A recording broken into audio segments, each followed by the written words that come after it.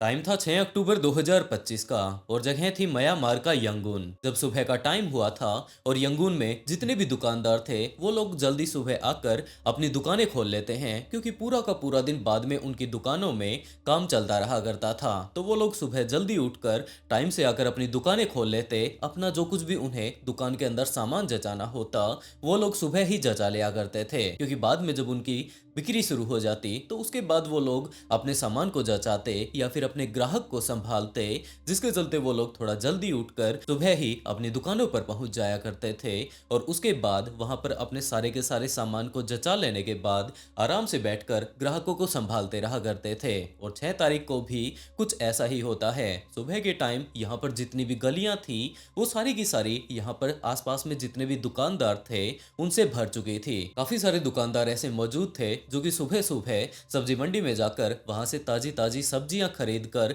इस टाइम अपनी रेहड़ी पर लाद कर अपनी दुकानों पर ला रहे थे।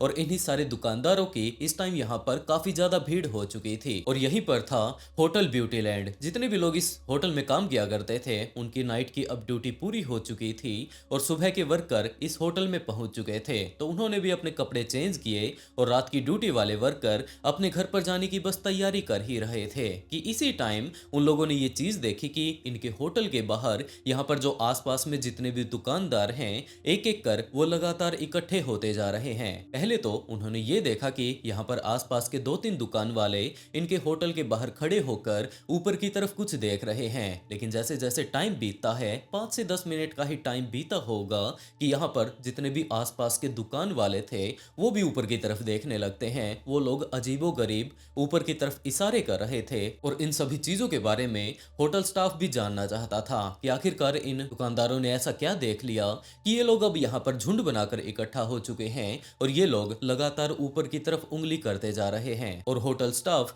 होटल से बाहर जाता उससे पहले ही इनमें से कुछ एक दुकानदार होटल के अंदर आ जाते हैं और उन्होंने होटल मैनेजर को कुछ एक ऐसी चीजें बताई जिसे कि सुनकर होटल मैनेजर को भी विश्वास नहीं हुआ कि ऐसा कैसे हो सकता है, क्योंकि ये सारा का सारा मामला बस आधे घंटे पहले का था, जब ये सारे के सारे दुकानदार अपने अपने कामों पर लगे हुए थे, अपनी दुकानों को जचा रहे थे कि उसी टाइम एक दुकानदार यहाँ पर इस होटल के पास आकर खड़ा हो जाता है, क्योंकि उसने ये चीज देखी कि होटल के लगभग 5th फ्लोर पर एक अजीब सी पन्नी ऊपर फंसी हुई है। लेकिन ये चीज थोड़ी अजीब थी क्योंकि होटल स्टाफ यहाँ पर हर रोज ही सफाई किया करता था, लेकिन आज ये नीली पोलोथीन लगभग 5th फ्लोर पर ऊपर अटकी हुई थी। और उसमें भी मेनली दिक्कत ये नहीं थी कि 5th फ्लोर पर एक थैली लटकी हुई है, असल दिक्कत ये थी कि उस पन्नी से एक हाथ बाहर की तरफ लटक रहा था। तो एक दुकानदार ने खड़ा होकर ये चीज देखी कि शायद ये हाथ नहीं होगा, कुछ ना कुछ और चीज रही होगी। तो उसने वहां से पास से गुजरने वाले एक और बंदे को पकड़ा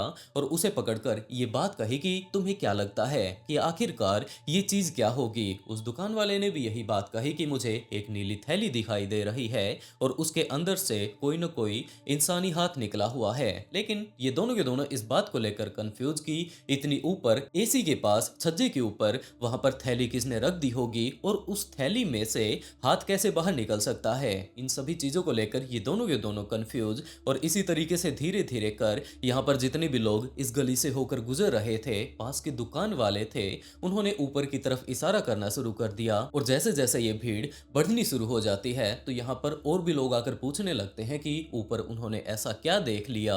और कुछ ही देर बाद यहाँ पर काफी सारे लोग आकर इकट्ठा हो जाते हैं और उसके बाद इनके पड़ोस में रहने वाले एक दुकानदार ने आकर इस होटल मैनेजर को ये बात बताई थी कि आपके बिल्डिंग के 5th फ्लोर पर एक थैली लटकी हुई है। और सिर्फ एक थैली नहीं लटकी हुई, वहां पर उस थैली से एक हाथ भी बाहर निकला हुआ है। जैसे ही होटल मैनेजर होटल से बाहर आता है उसने ऊपर की तरफ देखा, इसके स्टाफ ने देखा, तो इसे देखकर वो लोग काफी ज्यादा घबरा जाते हैं। उन्होंने तुरंत पुलिस के पास कॉल कर दिया और पुलिस के पास लगभग 10 मिनट के अंदर ही काफी सारे लोगों ने फोन कर दिया था। और कुछ ही देर बाद पुलिस भी इस बात को लेकर काफी ज्यादा सीरियस हो जाती है कि एक ही जगह से काफी सारे लोगों के फोन आ चुके हैं, तो जरूर वहां पर कुछ ना कुछ मैटर सीरियस रहा होगा। और पुलिस ऑफिसर्स जल्द से जल्द इस जगह पर आ जाते हैं। उन्होंने जाकर होटल के मैनेजर से बातें की और उसके बाद वो लोग 5th फ्लोर पर जा पहुंचते हैं। पूरे के पूरे 5th फ्लोर को ही उस टाइम खाली करवा दिया गया था कि यहाँ पर कोई भी नहीं आना चाहिए। पुलिस इस टाइम यहाँ पर इन्वेस्टिगेशन कर रही है और पुलिस ऑफिसर्स रूम नंबर 502 के बाहर जब पहुंचकर उस खिड़की को चेक करते हैं तो उन्होंने पाया कि यहाँ पर सच में ही एक थैली रखी हुई है।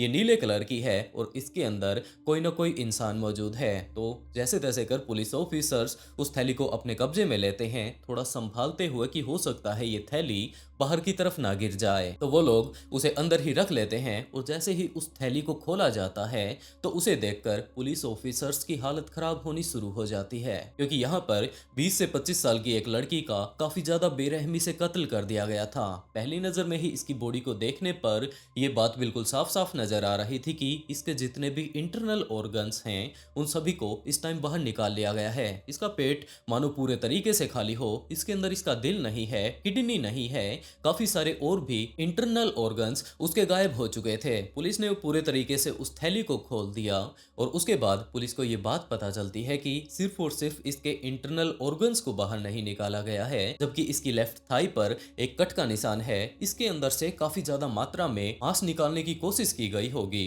पुलिस ऑफिसर्स जितने भी एविडेंस वहां से इकट्ठा कर सकते थे उन सभी को इकट्ठा कर लेने के बाद लड़की की बॉडी को पोस्टमार्टम के लिए भेज देते हैं और मैनेजर के पास आकर पूछताछ करने लगते हैं कि कौन ये लड़की थी, इसके साथ ऐसा किसने किया होगा, किसके साथ ये यहाँ पर आई थी।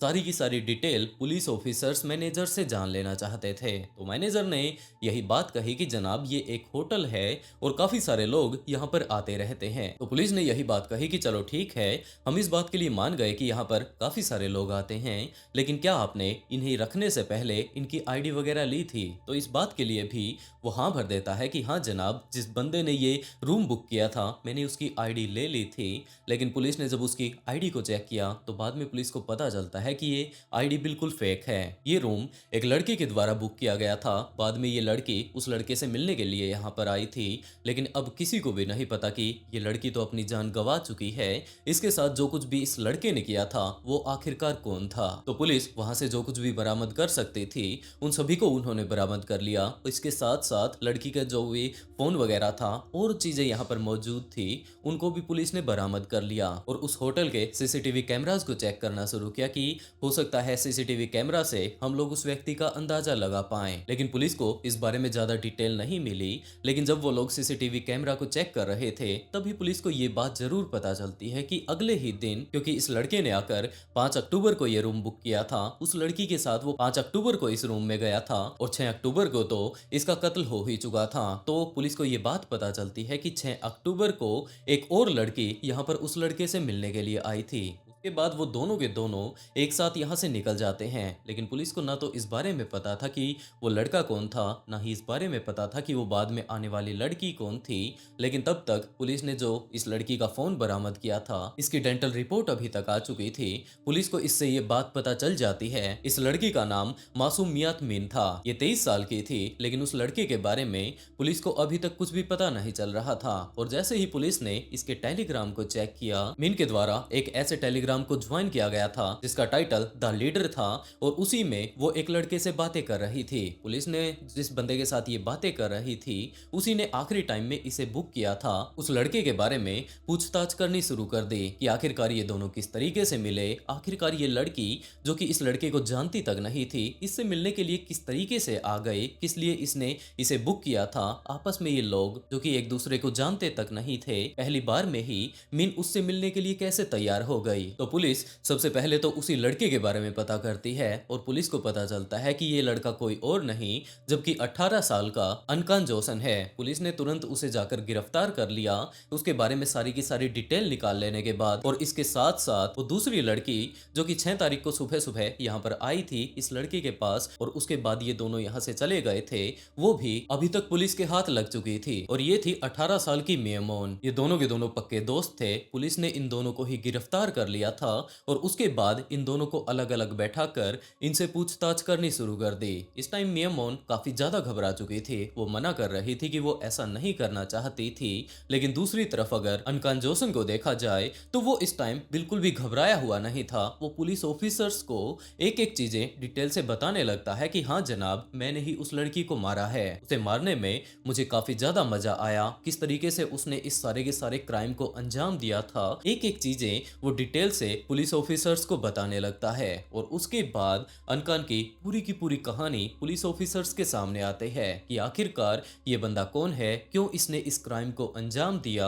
और इसका मेन कारण क्या था। जोसन के बारे में पुलिस को ये बात पता चलती है कि पहले ये अपनी फैमिली के साथ बिल्कुल आराम से रहा करता था। आमतौर पर जितने भी कातिल पुलिस के सामने आते हैं या तो उनका बचपना खराब होता है, जिसके तौर पर बाद में वो मेंटली तौर पर फिट नहीं रहते और उसके बाद कुछ न कुछ अजीबोगरीब कांड रच देते हैं या फिर काफी ज्यादा बेरहमी से किसी की जान ले लेते हैं, जैसा कि यहाँ पर मिन ने अपनी जान गंवा दी थी। लेकिन ऐसा कुछ जोसन के साथ बिल्कुल भी नहीं था। इसके घर वालों ने ये बात बताई कि जोसन बचपन से ही अपने दोस्तों के साथ काफी ज्यादा अच्छे से घुल मिल कर रहा करता था, लेकिन जैसे जैसे ये बड़ा होने लगता है तो इसने अपने दोस्तों के साथ रहना कम कर दिया। अकेले ये एक ही कमरे में रहा करता था, पूरा का पूरा दिन या तो गेम खेलता रहता या फिर दूसरी तरफ कोई ना कोई ऐसी मूवी देखता जिसके अंदर की बहुत ज्यादा क्राइम हुआ करता था, किसी को बेरहमी से मारा जाया करता था। इसी तरीके की वेब सीरीज इसे काफी ज्यादा पसंद थी और इसके घर वालों को भी यही बात लगा करते थे कि इस तरीके की वेब सीरीज सिर्फ और सिर्फ एंटरटेनमेंट के लिए होती हैं। किसी का तो किसी तरीके का इंटरेस्ट होता है, किसी का कोई और इंटरेस्ट होता है।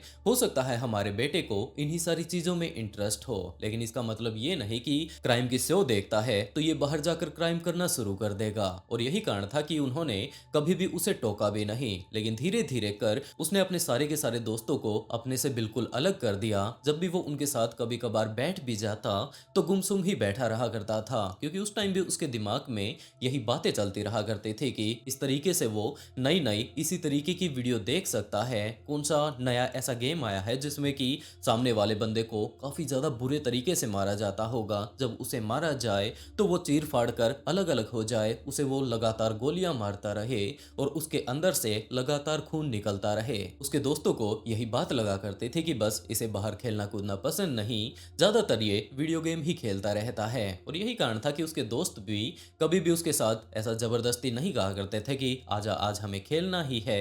जब भी जैसन वहां से जाया करता था तो वो यही कहते कि इसे खेलना पसंद नहीं, ये घर पर जाकर अब कोई ना कोई मूवी देखने वाला है। उस टाइम तो जोसन को किसी ने भी सीरियसली नहीं लिया, लेकिन धीरे धीरे कर इसके अंदर ये ख्वाहिश बन जाती है कि जो ये सीरियल किलर होते हैं या फिर कातिल होते हैं, ये किस तरीके से किसी व्यक्ति को मारते होंगे। और इसी तरीके की काफी सारी मूवी और सीरीज अभी तक उसने देख ली थी। जब भी किसी वीडियो को वो देखा करता था, मूवी को देखता, तो उसके दिमाग में ये बात आया करती थी कि जो ये सीरियल किलर है इस टाइम ये किसी को मार रहा है तो इसके अंदर किस तरीके की फीलिंग होगी, अब ये नेक्स्ट स्टेप क्या करना चाहता होगा। अगर मैं इसकी जगह होता तो इसकी गर्दन नहीं जबकि इसके पैरों को काटता। और जब भी कोई कातिल किसी को मार रहा होता तो उसके दिमाग में यही बात आया करती थी, अगर ये मरने वाला बंदा मेरे सामने होता तो मैं इसे किस तरीके से मार सकता था। उसके अंदर इसी बात की चुल मची हुई थी कि अगर कोई ना कोई बंदा मुझे मिल जाता है तो मैं उसकी जान ले लूंगा। और सारी की सारी मेरी जितनी भी फैंटेसी हैं, मेरे दिमाग में ये सवाल आते हैं कि अगर मैं किसी का गला काटूंगा तो मुझे कैसा लगेगा, और हो सकता है मैं अगर किसी का पेट काट देता हूँ उसके सारे के सारे इंटरनल ऑर्गन्स जब बाहर की तरफ आएंगे तो मेरा रिएक्शन क्या रहेगा। उसके अंदर खून है वो अचानक से मेरे ऊपर आकर लग जाएगा या फिर धीरे धीरे कर वो वहां से बहने लगेगा। अब इस तरीके के काफी सारे सवाल उसके मन में चलते रहा करते थे, लेकिन उसके सामने कोई भी ऐसा व्यक्ति मौजूद नहीं था जो कि सामने आकर ये बात कहे कि भाई, तो अगर तेरे दिमाग में कोई बात चल रही है तो मैं तेरे सामने हूँ। हाँ, वो उसे आकर मार सकता है और उसके बाद वो फील ले सकता है कि अगर कोई व्यक्ति अपनी जान गंवा रहा है तो आखिरी टाइम में वो किस तरीके से अपने आप को बचाने के लिए तड़पेगा, उसके सामने रहम की भीख मांगेगा, लेकिन वो उसके ऊपर बिल्कुल भी दया नहीं दिखाने वाला है। और इसी टाइम जोसन ने टेलीग्राम पर एक द लीडर नाम का ग्रुप ज्वाइन कर रखा था। उसमें काफी सारे लोग तरह तरह की बातें किया करते थे और वहीं पर उसने ये बात सोच ली थी कि मैं अपनी रैंडम विक्टिम यहाँ से चुनने वाला हूँ। म्यांमार में काफी सारे ऐसे लोग मौजूद हैं जिन्होंने कि काफी सारे ऐसे टेलीग्राम ग्रुप ज्वाइन कर रखे हैं, जिससे कि अगर उन्हें कोई भी काम है तो वो ग्रुप में डाल दिया करता था कि भाई अगर किसी को कोई काम धंधा चाहिए तो वो मुझसे आकर मिल सकता है। और उसी ग्रुप में मिन भी ज्वाइन थी, तो उसने मिन के पास पर्सनली मैसेज कर दिया। उसे सबसे पहले तो ग्रुप में बातें करनी शुरू की कि अगर किसी को जॉब की जरूरत है तो वो आकर मुझसे पर्सनली मीटिंग कर सकता है और पहली बार मिलने पर भी मैं उसे पैसे देने वाला हूँ। अगर सामने वाला बंदा अच्छे से मेरे काम को कर देता है तो मैं उसे पर्सनली मिलकर अपना सारा का सारा जो कुछ भी वो उससे काम धंधा लेना चाहता है वो काम समझा देगा और पहली मीटिंग पर भी वो उसे पैसे देने वाला है। मिन इस टाइम फाइनेंशियली तौर पर स्ट्रगल कर कर रही थी और उसके दिमाग में यही बात आई कि अगर पहली बार मिलने पर भी ये बंदा उसे पैसे देने के लिए तैयार है तो ज़रूर ये जेन्युइन बंदा होगा, उसे पैसे की ज़रूरत है। और उन दोनों ने आपस में जब बातें की थी तो ब्यूटीलैंड होटल में मिलने का आपस का पूरा प्लान बना लिया। दूसरी तरफ मिन को जो कुछ भी बातें वो पूछना चाहती थी, जोसन तो सारी की सारी चीज़ों के लिए हाँ भरता जा रहा था। और उसके बाद मिन भी तैयार हो जाती है कि वो उससे मिलने के लिए आ रही है। और जैसे ही 5 तारीख की शाम को वो उससे मिलने के लिए वहां पर उस होटल में पहुंचती है तो पहले से ही जोसन उसका उस रूम में इंतजार कर रहा था। जैसे ही मिन ने 18 साल के जोसन को देखा तो उसके दिमाग में यही बात आती है कि क्या ये बंदा सच में ही मुझे काम दे सकता है, क्योंकि ये तो देखने में ही एक छोटा सा लड़का लग रहा है, ये किस तरीके से इसे काम देगा। लेकिन वैसे इसने ये बात कही थी कि ये इसे उस दिन की तो पेमेंट देने ही वाला है, तो चलो एक दिन बात करके पूछ ही लेते हैं कि ऐसा ये कौन सा बिजनेस करता है। और इन सभी चीजों को जानने के लिए जैसे ही वो उस रूम में पहुंचती है तो वहां पर जोसन बेड पर बैठा हुआ था और उसके बाद जोसन ने उसके ऊपर हमला कर दिया। मिन को तो कुछ समझ ही नहीं आया कि